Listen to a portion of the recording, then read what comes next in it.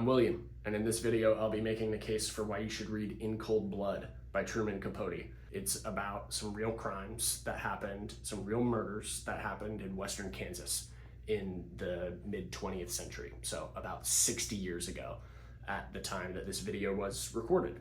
And so obviously there's some intrigue around a crime like a murder. In this case, it's a multiple murder. There are 4 people who were killed in their home in the middle of the night. And at first, there were absolutely no leads, and no one really could understand why the murders happened. Two of the victims were young. They were in high school, and the other 2 victims were their parents. So the Clutter family, most of the Clutter family, the people who were living in that home at the time, were murdered in the middle of the night. So obviously at the time, there was a lot of intrigue around this case.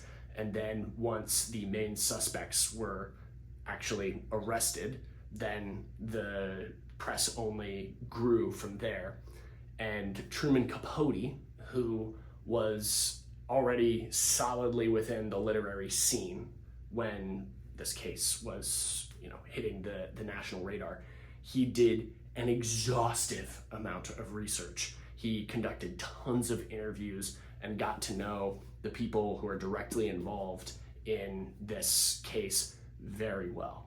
And the result is one of the best works of true crime that has ever been written.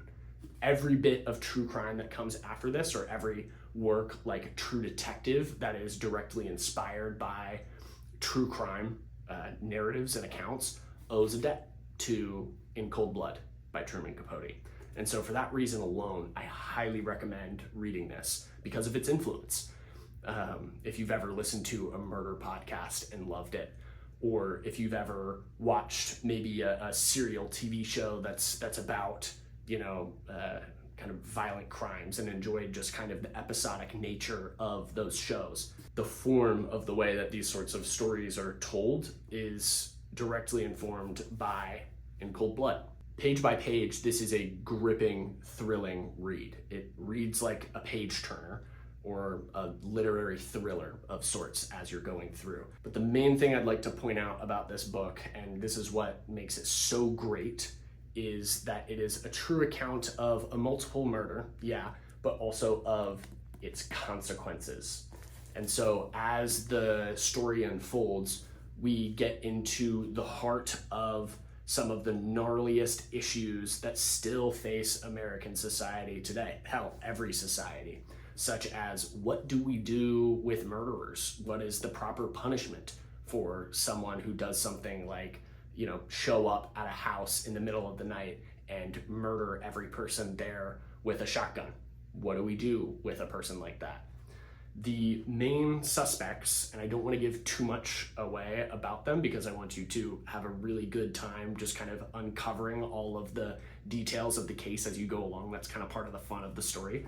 But I'll go ahead and point out that the main suspects in the case do have a lot of layers to their personalities and their backgrounds. And as you get deeper into understanding who they are and where they come from, the more it sort of complicates the crime. And I was left at the end of the story really just facing human nature. That's what this book is about, is, humans falling short in various ways, or succumbing to the weaker parts of their character. But even a murderer, as you'll find as you kind of read through this story, there are other murderers who are in the narrative as well.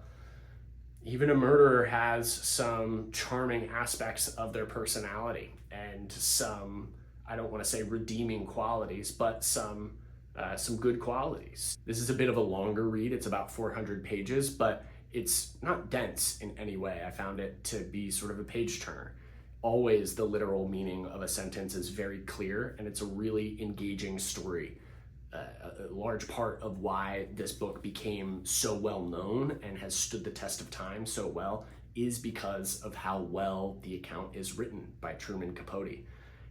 At no point in the story are major moral judgments made by the writer himself, And you are allowed, as you are starting to steep yourself in this really complicated, dark, gnarly material, you're allowed to think for yourself kind of what your own conclusions are about the nature of the various people involved.